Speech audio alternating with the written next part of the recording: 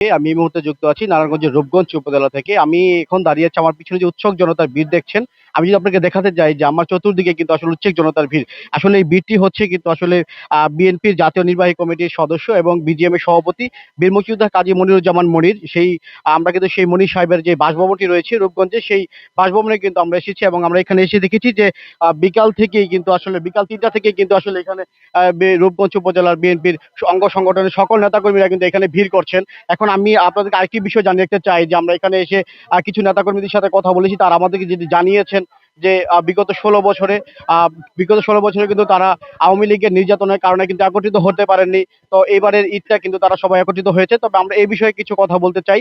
আমরা প্রথমেই কথা বলবো নারায়ণগঞ্জ জেলা বিএনপি স্বেচ্ছাসেবক দলের আহ্বায়ক মাহবুবুর রহমান মাহবুব ভাই। ধন্যবাদ আপনাকে। আপনারা দেখেছেন যে আজকে বীর মুক্তিযোদ্ধা জনাব কাজী মনির সাহেবের নেতৃত্বে রূপগঞ্জ থানা বিএনপি অঙ্গ সংগঠনের সমস্ত নেতৃবৃন্দ উৎসবমুখর পরিবেশে আজকে ঈদের শুভেচ্ছা বিনিময় করার জন্য এখানে উপস্থিত হয়েছেন। আপনারা জানেন যে বিগত 16টি বছর এই জগদ্দল পাথরের মতো একটি অবৈধ সরকার, বিশেষ করে গোলাম দস্তগীর গাজী, যিনি এই রূপগঞ্জের সংসদ সদস্য ছিলেন, উনি আমাদেরকে মামলা হামলা নির্যাতন গায়ের জ্বলে কাউকে আমাদেরকে বাড়িতে থাকতে দেয়নি। কেউ থাকতে হচ্ছে জেলখানায়, কেউ থাকতে হচ্ছে কোর্টের বারান্দায়, কেউ এলাকায় আসতে পারেনি এই 16টি বছর। আমরা জুলাই আগস্টের এই বিপ্লবের পরে যে সুন্দর পরিবেশ পেয়েছি, এই প্রথম 16 বছর পরে আমরা স্বতঃস্ফূর্তভাবে ঈদ উদযাপনের জন্য আজকে বীর মুক্তিযোদ্ধা জনাব কাজী মনির সাহেবের বাসায় আমরা উপস্থিত হয়েছি।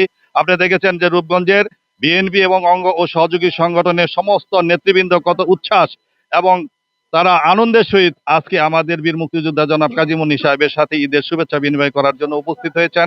আমি বলতে চাই যে অন্তর্বর্তীকালীন সরকারের প্রধান সহ সমস্ত উপদেষ্টাদের উদ্দেশ্যে বলতে চাই যে আপনারা অনতিবিলম্বে বাংলাদেশে একটা জনগণের সরকার প্রতিষ্ঠার জন্য একটা নির্বাচন দেন, তাহলেই বাংলাদেশে শান্তি ফিরে আসবে। বাংলাদেশের মানুষের যে উৎসব, সেই উৎসবটা তারা সুন্দরভাবে উপভোগ করতে পারবে। তাই বলতে চাই যে আজকে বীর মুক্তিযোদ্ধা জনাব কাজী মনির সাহেব বিগত দুইটি নির্বাচন 2008 এবং 18 সালে ধানের শীষের প্রতীক নিয়ে রূপগঞ্জ থেকে উনি নির্বাচন করেছিল। কেমন নির্বাচন হয়েছে আপনারা মিডিয়ার কর্মীরা দেখেছেন যে দিনের ভোট রাতে হয়েছে, গায়ের জোরে বিনা প্রতিদ্বন্দ্বিতায় 154 জন সংসদ সদস্য নির্বাচিত হয়েছে। এদেশে নির্বাচন বলতে একটা প্রহসন হয়েছে। তাই বলতে চাই যে দাবি আদায়ের জন্য 16টি বছর আমরা আন্দোলন করেছি, সেই আন্দোলনের একটি দাবি শুধু পূরণ হয়েছে, সেটা হলো ফ্যাসিবাদী শেখ হাসিনার পতন হয়েছে। আমাদের আরো দুইটি দাবি বাকি আছে। একটি দাবি আমাদের ভারপ্রাপ্ত চেয়ারম্যান জনাব তারেক রহমান সাহেবকে বাংলাদেশে ফিরিয়ে আনা এবং নির্দলীয় নিরপেক্ষ তত্ত্বাবধায়ক সরকারের মাধ্যমে একটি সুষ্ঠু অবাধ ও নিরপেক্ষ নির্বাচন করা। সেই নির্বাচনের দাবিতে আমরা ঐক্যবদ্ধভাবে মাঠে আছি, এখনো আছি। বীর মুক্তিযোদ্ধা কাজী মনির সাহেবের নেতৃত্বে আমরা নির্বাচন না হওয়া পর্যন্ত আমরা মাঠে আছি, মাঠে থাকবো। আমি বলতে চাই আগামী দিনে যে জনগণের সরকার প্রতিষ্ঠিত হবে, সেই সরকারের যে নির্বাচন হবে, বীর মুক্তিযোদ্ধা জনাব কাজী মনির সাহেব রূপগঞ্জ থেকে ধানের শীষের প্রতীক নিয়ে ইনশাআল্লাহ নির্বাচন করবেন। সেই নির্বাচনেও আমরা রূপগঞ্জবাসী স্বতঃস্ফূর্তভাবে ওনাকে নির্বাচিত করে জাতীয় সংসদে পাঠাবো। ধন্যবাদ আপনাকে। যেমনটা বলছিলাম, আমরা কিন্তু কথা বলেছি নারায়ণগঞ্জ জেলা বিএনপি স্বেচ্ছাসেবক দলের যে আহ্বায়ক আছেন মাহবুবুর রহমান মাহবুব ভাই, ওনার সাথে আমরা কথা বলেছি এবং আমরা এখন কথা বলবো যে বীর মুক্তিযোদ্ধা কাজী মনিরুজ্জামান মনির রয়েছেন, ওনার সাথে কথা বলবো যে আসলে বিগত 16 বছরে আসলে নেতাকর্মীদের নিয়ে এরকম ঈদ উদযাপন করতে পেরেছিলেন কিনা, সে বিষয়ে একটু জানতে চাইবো এবং নির্বাচনের রোডম্যাপ বিষয়ে একটু জানতে পারবো। ধন্যবাদ চ্যানেল এর সমস্ত কর্মকর্তা কর্মচারীবৃন্দ। আজকের এই পবিত্র ঈদের দিনে আপনাদেরকে আমি ঈদের শুভেচ্ছা জানাচ্ছি। চ্যানেল এর মাধ্যমে আমি আমার বাংলাদেশের জাতীয়তাবাদী দলের সমস্ত নেতা কর্মীদেরকে ঈদের শুভেচ্ছা জানাচ্ছি। বিশেষ করে আমাদের নেতা তারেক রহমান, যিনি বিলাতে আছেন, দেশের বাইরে আছেন, তাকে আমি আমার বাংলাদেশ জাতীয়তাবাদী দলের রূপগঞ্জের সমস্ত নেতা কর্মীদের পক্ষ থেকে ঈদের শুভেচ্ছা এবং অভিনন্দন জানাচ্ছি। অভিনন্দন জানাচ্ছি আমাদের নেত্রী, স্বৈরাচার বিরোধী আন্দোলনের নেত্রী, তিনবার নির্বাচিত প্রধানমন্ত্রী খালেদা জিয়াকে, যিনি বিদেশে আছেন, তাকেও আমি ঈদের শুভেচ্ছা এবং অভিনন্দন জানাচ্ছি। আজকে চ্যানেল এর মাধ্যমে আমি বাংলাদেশের সমস্ত জাতীয়তাবাদী দলের নেতা কর্মীদেরকে এই বলেই আমি আহ্বান জানাবো, আসুন আমরা আজকে যে উৎসব মুখর পরিবেশে আজকে ঈদ উদযাপন করছি, এটাই যেন আমাদের সব সময়ের উৎসব মুখর পরিবেশ এইভাবেই থাকে। মানুষ যেন নির্ভয়ে নিশ্চিন্তে এই ঈদ উদযাপন করতে পারে এবং উৎসব মুখর পরিবেশে যেন মানুষ তার প্রত্যেকটি অনুষ্ঠান উদযাপন করতে পারে, সেটাই আমাদের আজকের এই গণতান্ত্রিক আন্দোলনের লড়াই সংগ্রামের অন্যতম প্রধান লক্ষ্য। আমরা সেই লক্ষ্য অর্জন করতে এখনো অনেকটা দূরে আছি। এই দেশে আমরা স্বৈরাচারকে বিদায় করেছি।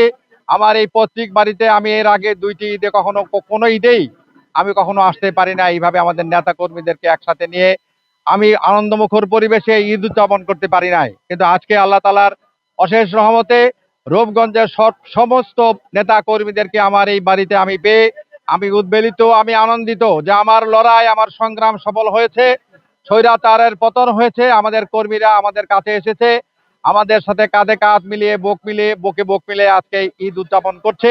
আমি মনে করি এটা আমাদের জাতীয় অর্জন। তাই বৈষম্য বিরোধী আন্দোলনের মধ্য দিয়ে যে একটি পরিবর্তন আমরা অর্জন করেছি, সেই পরিবর্তনের ধারাকে ধারণ করে লালন করে আমরা যেন একটি গণতান্ত্রিক ব্যবস্থাকে খুব সুপ্রতিষ্ঠিত করতে পারি, একটি গ্রহণযোগ্য অবাধ এবং নিরপেক্ষ নির্বাচন ব্যবস্থা করে অবিলম্বে এই সরকার এই দেশের মানুষকে একটি গণতান্ত্রিক ব্যবস্থা ফিরিয়ে দিবেন। একটা যত বেশি বিলম্ব হবে দেশে তত সংকট বাড়বে। তাই সংকট থেকে রক্ষা করার জন্য এই জাতিকে, এই দেশকে আজকের এই ঈদের দিনে, খুশির দিনে এই কথাই আমি বলবো, আসুন আমরা সবাই মিলে দেশকে ভালোবাসি, দেশের মানুষকে ভালোবাসি, সব শেষে সবার উপরে বাংলাদেশ। এই সত্যকে মেনেই আমি 71-এ যুদ্ধ করেছি, এই সত্যকে মেনেই বৈষম্য বিরোধী আন্দোলন হয়েছে, ছাত্র জনতা আন্দোলন করেছে, সবার উপরে বাংলাদেশ। এই সত্যকে প্রতিষ্ঠিত করার জন্য আবারও যদি প্রয়োজন হয় আজকের এই ঈদের খুশির দিনে আমি বলবো আমরা আবারও রাজপথে নামবো, এতে কোনো দ্বিধা আমরা করব না। কারণ আমরা এই বাংলাদেশকে ভালোবাসি, এই বাংলাদেশের মানুষকে ভালোবাসি এবং আমরা গণতন্ত্রে বিশ্বাস করি। সেই সত্যকে প্রতিষ্ঠায় আমরা যে কোনো ত্যাগ স্বীকারে এখনো প্রস্তুত আছি। আজকের এই খুশির দিনে এই প্রত্যয় ঘোষণা করে আমার এই নেতাকর্মী যারা এখানে এসেছেন এবং যারা আসেন নাই, পুরা রূপগঞ্জবাসীকে আমি ঈদের শুভেচ্ছা জানিয়ে আমি আমার বক্তব্য শেষ করছি। আল্লাহ হাফেজ।